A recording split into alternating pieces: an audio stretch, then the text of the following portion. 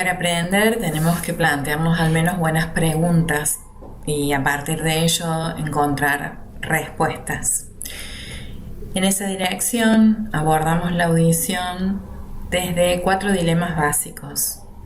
Por un lado, esta audición de la cual nos hacemos cargo los fonoaudiólogos y que tiene una manera de expresarse típicamente y que esa manifestación la vamos a ver más allá de los estudios, más allá del comportamiento relacionado con lo auditivo, sino también extrapolado con cómo es la voz de esa persona, cómo es su lenguaje, cómo reacciona no solamente al mundo sonoro, sino a la ausencia del sonido. Por lo tanto, la audición es una función con una modalidad sensorial típica, una unimodalidad porque responde al territorio de lo acústico y dentro de lo acústico el silencio es parte de ello, que se expresa en un ensamble complejo de el oír y el escuchar, que se va a asociar con otras funcionalidades tales como la atención, la memoria, las náuseas, las praxias, y finalmente va a ser vehículo de información acústica, sonora, de una lengua fónica que va a permitir estructurar un lenguaje bajo ese sistema. Entonces, bajo este dilema, podemos reconocer que la sensorialidad periférica es indispensable. Necesito un receptor periférico, que en muchos casos puede ser el oído. Y que necesito también un cableado, una conexión con un cerebro que procese interpretando la escena auditiva que tiene que resolver puntualmente. Entonces entendemos una sensorialidad periférica y una sensorialidad central. Ambas son de encastre, es decir, ambas se complementan para armar el proceso de lo auditivo. Esa sensorialidad periférica obviamente son 2 hemilados que tienen básicamente 3 porciones dentro del oído externo, oído medio y oído interno, y que las 2 primeras porciones van a ser las que transmitan la señal externa acústica hacia el órgano receptor, que es la cóclea, el oído interno, y a partir de eso, esas 2 sensorialidades van a conducir esa información, ese impulso nervioso, esa información ya auditiva, en un sistema que tiene, por un lado, vías ipsilaterales y por el otro lado, vías contralaterales. Con lo cual, la información resultante se va a representar en ambos hemisferios cerebrales. Va a haber una primer posta, que es la primera binaural, que es el complejo libar superior, en donde los 2 hemilados llegan en determinado momento a conformar una primera modulación de la señal que se da en el complejo olivar superior y después prosigue a las zonas de la corteza sensorial a nivel cerebral, y que hablamos de una cuestión de alta especificidad moda auditiva que procesa y analiza lo auditivo para que luego en áreas secundarias de la zona posterior del cerebro se module y se cierre auditivamente con funciones cognitivas. Nosotros entendemos que la alta especificidad de las áreas 41 y 42 de Brodmann a nivel de la corteza, del área temporal, responden unívocamente a la información auditiva. Por lo tanto, posteriormente en áreas secundarias van a enriquecer esa señal cerrada a nivel auditivo con otra información que puede llegar a ser información mnésica, información gnósica, información que en áreas de solapamiento, ya en áreas terciarias, se procese, por ejemplo, la señal del habla como portadora de información lingüística. Entonces esa progresión nos va dando una dimensión de lo que es oír, que está relacionado con el oído, con la sensorialidad periférica, y escuchar como un fenómeno en donde la señal, posteriormente a ser captada por el órgano de la audición periférico, el oído interno, comienza a ser modulada, comienza a ser resuelta hasta cerrar la escena auditiva. Entonces hablamos de que la tipicidad está expresada en habilidades.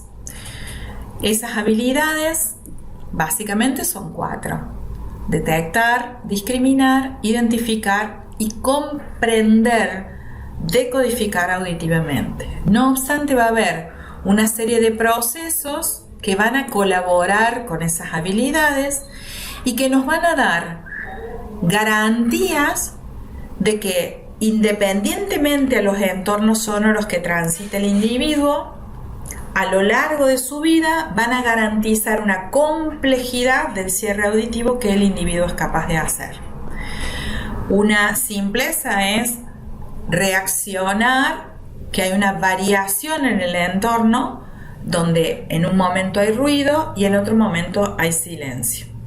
Por lo tanto, esa simpleza de que de ruido vayamos al silencio es solamente detectar una variación del entorno sonoro. Mientras que estar en una situación, como puede ser una fiesta, donde el entorno tiene alto componente de transformaciones acústicas variables y hay muchos interlocutores hablándome, hacen que yo tenga que resolver y generar y rescatar una señal por encima del entorno y elegir qué señal voy a rescatar, con lo cual la competitividad de las señales, la adversidad del entorno para con las señales, termina ofreciéndome una complejidad de habilidades que me permite transitar entornos adversos incluso con éxito, ¿sí? Pues soy capaz de resolver auditivamente esos entornos. Entendemos entonces que los entornos hay que analizarlos, porque van a ser el territorio en donde el fonoaudiólogo va a poder establecer cuál es la dimensión de la adversidad que el individuo puede resolver. A su vez, la audición, entendida como habilidades auditivas que se llevan a cabo gracias a determinados procesos, me van a conducir a determinados usuarios de la audición. Un no usuario será aquel que no responda, sea impermeable al universo de lo acústico, es decir, que no procese señales acústicas, porque su sistema auditivo no es permeable a esa sensorialidad. El usuario básico va a ser aquel que tiene la posibilidad de transitar algunos entornos acústicos, pero con una franca disminución en sus ventajas y en su permeabilidad auditiva. Por lo tanto, no siempre conduce a una tipicidad auditiva, sino por el contrario, es un usuario básico que puede mostrar atipicidad auditiva. Un usuario competente es aquel que puede transitar entornos acústicos, puede transitar escenarios diversos desde el punto de vista sonoro y que tiene gran campo auditivo, gran variabilidad de procesos en los que puede atravesarse por entornos sonoros variables, tanto de mínima intensidad como de máxima, de gran complejidad espectral en cuanto a las frecuencias que los habitan. Entonces tenemos como muy buena capacidad de detectar y discriminar sonidos y Posteriormente tengo el usuario competente, que es aquel que ante escenarios que implican análisis sutiles de las señales acústicas, como pueden ser la escucha de otra lengua fónica, la escucha de entornos musicales en donde yo puedo reconocer la audioperceptiva que habita, la melodía que habita, los instrumentos que componen determinada melodía, hacen de esto un usuario competente. Esto conlleva a una gran selectividad y especificidad sobre lo auditivo, pero también una especialización sobre lo auditivo.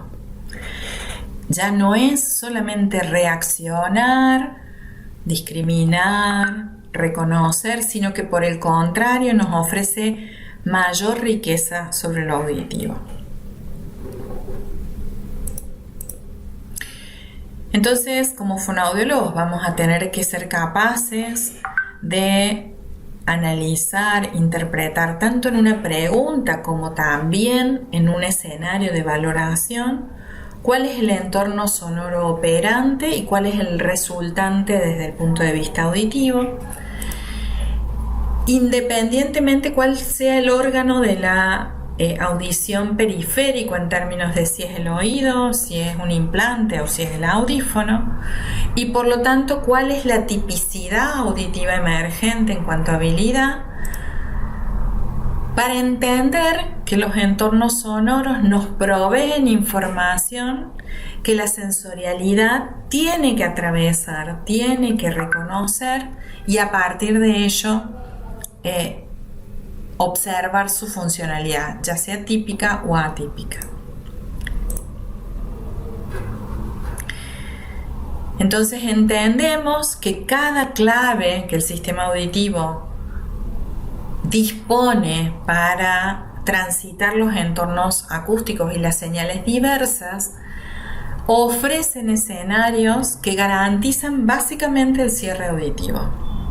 Y el cierre auditivo se logra gracias a una línea de tiempo que nos expresa una evolutividad en donde gracias a una economía y a aprendizajes y a desarrollos y a maduración, el individuo va apropiándose de determinados entornos acústicos a los que deja de reaccionar porque se mantienen en niveles de habituación estables, familiares.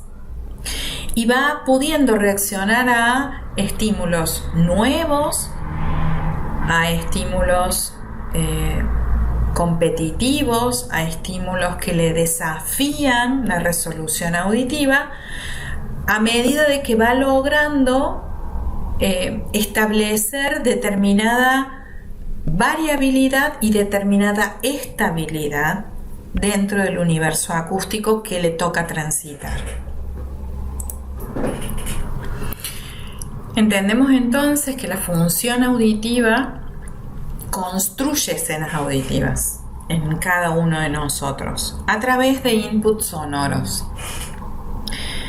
Para eso el sistema tiene que detectar, discriminar, seleccionar dentro de la señal los elementos importantes, cómo está constituida esa señal, agrupar los elementos coincidentes, separar los elementos diferenciales para organizar una escena auditiva. Y a partir de eso, reconocer, identificar y finalmente decodificar.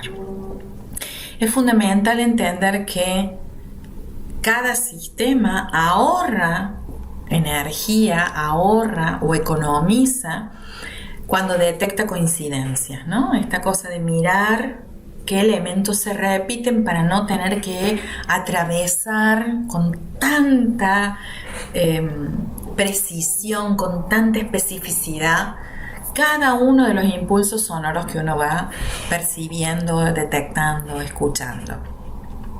Y eso se da gracias a que esas coincidencias hacen que la señal tenga elementos redundantes que no requieren ningún esfuerzo para ser procesados, para ser analizados. Y al ser redundantes, facilitan la capacidad de predecir qué elementos tiene la señal. Si yo digo la palabra pato, al ser algo familiar para mí, hay elementos que yo no tengo que escuchar la P, la A, la T, la O. Directamente en la conformación del contorno auditivo de la palabra, yo puedo reconocer que dijo pato y no ato. Hace entonces más fácil el cierre auditivo, la organización de la señal acústica. Reconocer los elementos que se repiten y básicamente la señal del habla es un elemento altamente redundante porque pertenece a una lengua fónica que está construida por elementos finitos que son los fonemas. Y eso hace que tengamos garantías de que va a haber sonoridades y presencias de silencios o degradaciones acústicas que son los fonemas sordos que nos van a garantizar la presencia de esos elementos dentro de la conformación de determinada palabra. Entonces tenemos determinados elementos que van a garantizar mayor factibilidad a la hora de que la audición se manifieste dentro de los inputs sonoros que procesa. Si la señal que procesa la audición son los sonidos, veamos qué parte del sistema procesa el tono, ¿sí? Un elemento importante es reconocer que hay una organización tonotópica en la cóclea. Esa tonotopía de la cóclea parecería que en determinado momento, determinado aspecto de la señal acústica que ingresa, va a repercutir en determinado lugar de la cóclea por la conformación espectral que tiene el tono. Pero, ¿qué sucede en el resto del sistema? Si solamente va a implicar en esta sola ubicación la tonotopía. En realidad, reducir la mirada solamente a la tonotopía de la cóclea es quedarnos sin entender lo que implica el aspecto de la conformación espectral en cuanto al tono, es decir, agudo, grave o medio, dentro del sistema completo. ¿Cómo voy a cerrar una información acústica si no tengo representado en toda la vía también una representación tonotópica? Entonces es como mirar y reducir la imagen, creer que solamente la organización tonotópica va a estar en la cóclea, va a estar receptivamente en la cóclea, pero también a nivel de todo el sistema auditivo. En el sistema auditivo vamos a tener elementos dentro del nervio que van a responder solamente a la sensorialidad de tonos que son bajos o graves. Otra porción, otra parte del sistema va a responder a sensorialidad media y otra a sensorialidad aguda. Entonces entendemos que va a haber una respuesta en frecuencias en determinados lugares del sistema auditivo según lo que esté comprometiendo. El otro aspecto importante es que podemos interpretar el sistema auditivo como dos hemivías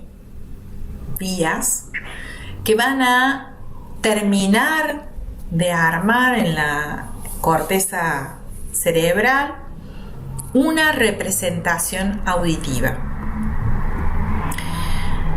Podemos pensar que las dos hemivías trasladan la información en forma sincrónica, regular, para ir armando en cada sector de la vía cierres o modulaciones que va haciendo cada una de las postas de la vía auditiva en forma organizada, tanto de un lado como del otro.